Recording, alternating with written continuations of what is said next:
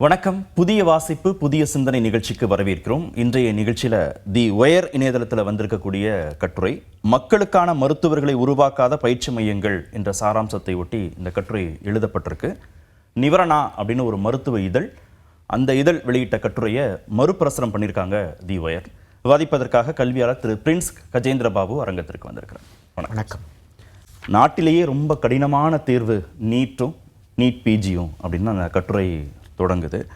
அவ்வளவு தூரம் மாணவர்கள் சிரமப்படுறாங்க, நீட்டில் தேர்வாகிறதுக்கு சிரமப்படுறாங்க, உள்ளே போய் படிக்கிறதுக்கு சிரமப்படுறாங்கன்னா மருத்துவ படிப்புங்கிறது அவ்வளவு ஒரு டஃபஸ்ட் எக்ஸாமாக மாறிடுச்சா? நீட் தேர்வு அல்ல, அது சந்தையின் சூழ்ச்சி, வணிகத்தின் சூதாட்டம். சூதாட்டம் எப்போவுமே டஃப்பாக தான் இருக்கும்.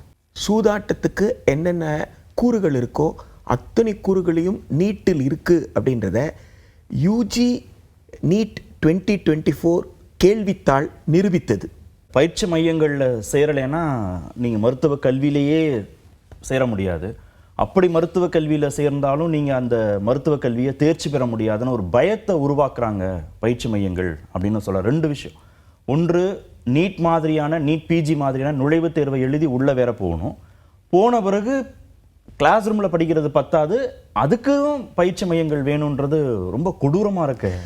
நீங்கள் நித்தி ஆயோக்குக்கும் 5 ஆண்டுகளுக்கு ஒரு முறை இருந்த திட்டக்குழுவுக்கும் ஒரு மிகப்பெரிய வித்தியாசம் இருந்ததை நீங்கள் பார்க்கணும்.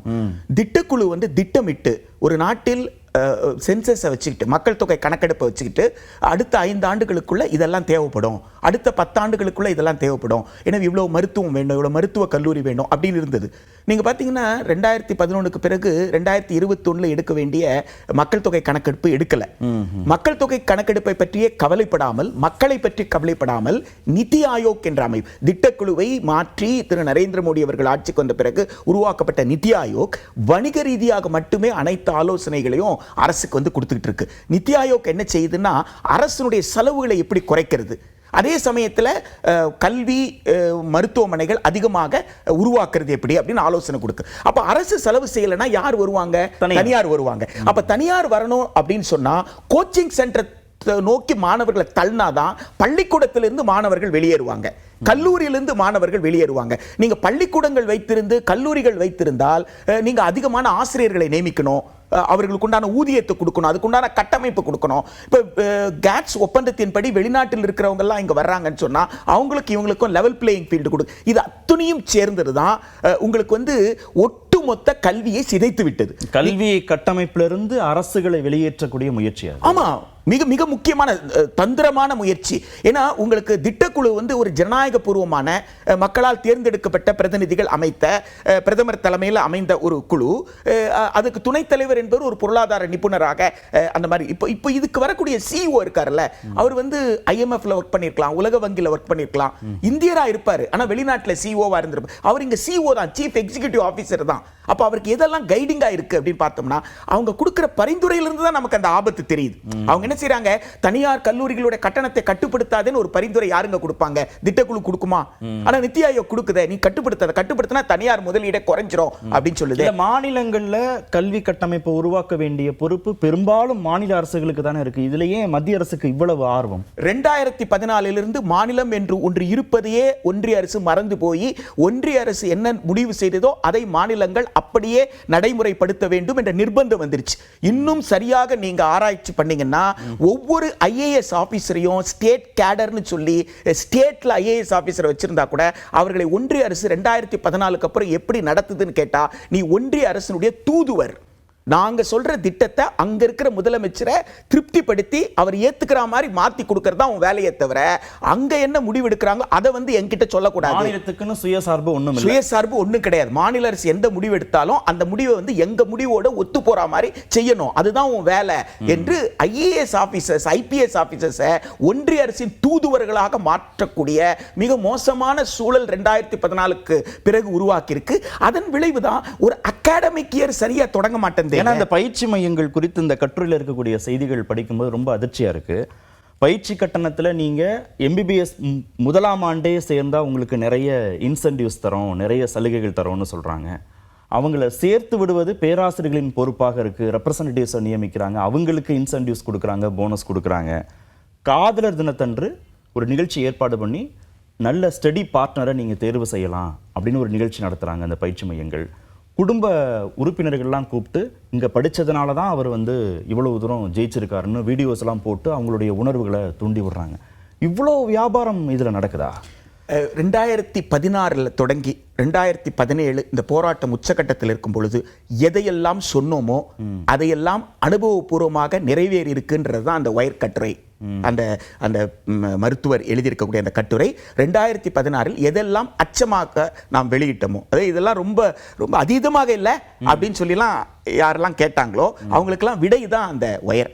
நாங்கள் எதையெல்லாம் சொன்னமோ அதை விட இன்னும் கூடுதலான அச்சம் தான். ஒரு அகாடமிக் இயர் சிதைந்து போச்சு. நீங்கள் 12 மாதம் இருக்கக்கூடியதில் ஒரு 10 மாதம் கொண்ட ஒரு அகாடமிக் கேலண்டர் அப்படின்னு சொன்னால் நீங்கள் கிட்டத்தட்ட 4 மாதம் 5 மாதம் இன்னும் பிஜி கவுன்சிலிங்லேயே நிற்கிறீங்க. அப்போ ஆனால் அடுத்த கவுன்சிலிங் அடுத்த வருஷம் தொடங்கிடும். அப்படின்னா இந்த மாணவர் 2-3 மாதத்தில் என்ன படிப்பார்? அப்படின்னா அடுத்த வருஷம் கடந்து போகுது. இந்த அகாடமிக் இயர் அடுத்த அகாடமிக் இயருக்கு எக்ஸ்டெண்ட் ஆகுதுன்னு சொன்னா அப்போ ஃபீஸ் சம்பந்தப்பட்ட பிரச்சனை.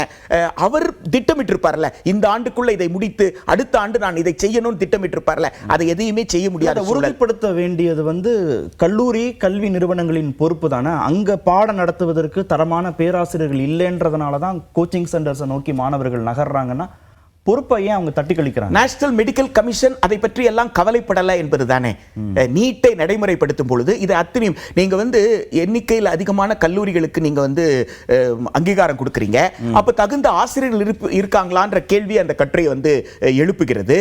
அப்ப ஆசிரியர்கள் இல்லை அப்படின்னும் போது அப்ப அந்த மாணவர்களை கல்லூரியிலிருந்து வெளியில் எடுக்கிறது யுக்தி தான் நீங்க சொன்ன மாதிரியான விளம்பரங்கள். நீட் படிக்க பயிற்சி மையம் செலவு பண்ணணும், அப்புறம் மருத்துவ கல்விக்கு சேர்ந்த பிறகு பயிற்சி எடுக்க பயிற்சி மையம், அப்புறம் பிஜி போறதுக்கு பயிற்சி மையம். எவ்வளவு செலவு பண்ணுவாங்க அந்த மாணவர்கள்? இனி வந்து மருத்துவ படிப்பு மருத்துவ படிப்பாக இருக்காது.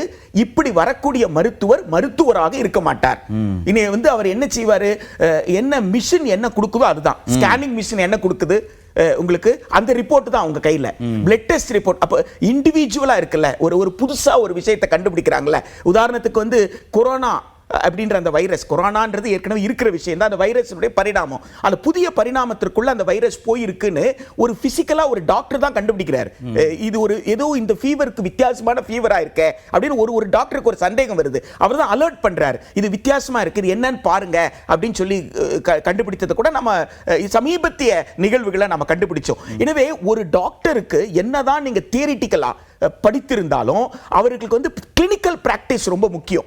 இன்றைக்கு நீங்க பெரும்பாலும் ஐபேட்லயும் ஆன்லைன் மூலமாக தான் வகுப்புகள் நடக்கப்படுது. அவங்க நோயாளிகள்ட்ட இருந்து கத்துக்கிறத விட பெரும்பாலும் ஆன்லைன் மூலமா கத்துக்கிறாங்கன்னு கட்டுரை. அதுதான் அந்த நீட்டினுடைய சூழ்ச்சியை, யூஜியா இருந்தாலும் பிஜியா இருந்தாலும் நீட்டினுடைய சூழ்ச்சியை வகுப்பறையிலிருந்து எடுத்து விடுவது தான். அது மேல்நிலை பள்ளியாக இருந்தாலும் சரி, எம்பிபிஎஸ் ஆக இருந்தாலும் சரி. அப்போ அட்ராக்ட் பண்றதுக்கு என்ன செய்யறாங்க, காதலர் தினத்திற்கும் எம்பிபிஎஸ்க்கும் என்ன தொடர்பு இருக்கு? அப்ப காதலர் தினம் உனக்கு பேர் கிடைப்பாங்க, எனக்கு எதுக்கு பேரு? எனக்கு எப்போ பேர் அமையிறது, படிக்கிறதுல பேர் அமையிறதுன்றது இயல்பாக. ஸ்டடி பார்ட்னர்னு சொல்றேன். ஸ்டடி பார்ட்னர் எப்படி, நான் அனாட்டமியில நல்லா இருப்பேன், இன்னொருத்தர் வந்து இன்னொரு துறையில நல்லா இருப்பாரு, உடற்கூறியர்ல ஒருத்தர் நல்லா இருக்கிறாரு அப்படின்னு சொன்னா இன்னொருத்தர் வேற மருத்துவ பாடத்துல, நாங்க 2 பேரும் என்னுடைய அறிவு அவருக்கு, அவரோட அறிவு எனக்கு. இதுக்கு பேர் தான் ஸ்டடி பார்ட்னர். ஸ்டடி பார்ட்னரை நீங்க காதலர் தினத்தோட வந்து பாடின ஈர்ப்ப வியாபாரமாக்குறது அப்படின்னு சொல்றது. அப்புறம் குடும்ப உறுப்பினர்கள்னா யார், எப்படி? அப்போ பள்ளிக்கூடத்துக்கு ரோலே இல்லையா, மருத்துவருக்கு ரோலே இல்லையா? நான் இந்த டாக்டரோட ஸ்டூடெண்ட்னு சொல்றது தானே ஒரு எம்பிபிஎஸ் ஸ்டூடெண்ட் வந்து பெருமையாப்படுவாரு.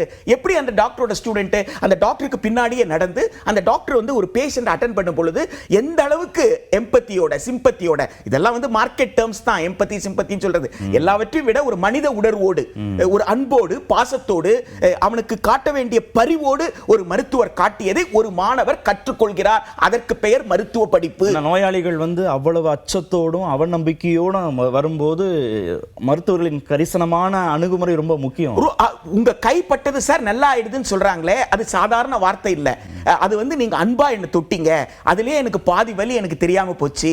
அந்த டாக்டரோட பிசிக்கல் எக்ஸாமினேஷன் இருக்கு பாருங்க, இன்னைக்கு தேதி வரைக்கும் எந்த ஜெனரல் மெடிசனை வேணாலும் கேட்டு பாருங்க, எந்த ஜெனரல் சர்ஜனை வேணாலும் கேட்டு பாருங்க, பிசிக்கல் எக்ஸாமினேஷனுக்கு நிகர் ஒன்று கிடையவே கிடையாது. நீங்க 1000 ஸ்கேன் மிஷின் என்ன எடுத்தாலும். ஆனா இன்றைக்கு அந்த கிளினிக்கல் பிராக்டிஸ்க்கு இருக்கக்கூடிய அந்த அனுபவம், நேரடி நேரடியாக கள அனுபவமோ, ஒரு மருத்துவரிடமிருந்து இன்னொரு மருத்துவர் நேரடியாக படிக்கக்கூடிய அந்த அனுபவ கல்வியும் அது ரெண்டுமே இல்லாமல் ஒட்டுமொத்தமே மின் இதழ்கள் மூலமாக அல்லது மின் பொருட்கள் மூலமாக படிக்கின்ற படிப்பு தான் என்ற அறைக்குள் படிக்கிற படிப்பு என்பது ஒட்டுமொத்த சுகாதாரத்துறையை சிதைத்துவிடும் என்ற மிகப்பெரிய அச்சத்தை தான் அவர் கட்டுரையாளர் இறுதியாக வெளிப்படுத்தி இருக்காரு. ஒரே மாணவர் பல நிறுவனங்கள்ல பயிற்சி பெறாங்க, புற்றீசல் போல பெருகும் பயிற்சி தொழிற்சாலைகள்ங்கிற வார்த்தையை அவர் பயன்படுத்துறாரு.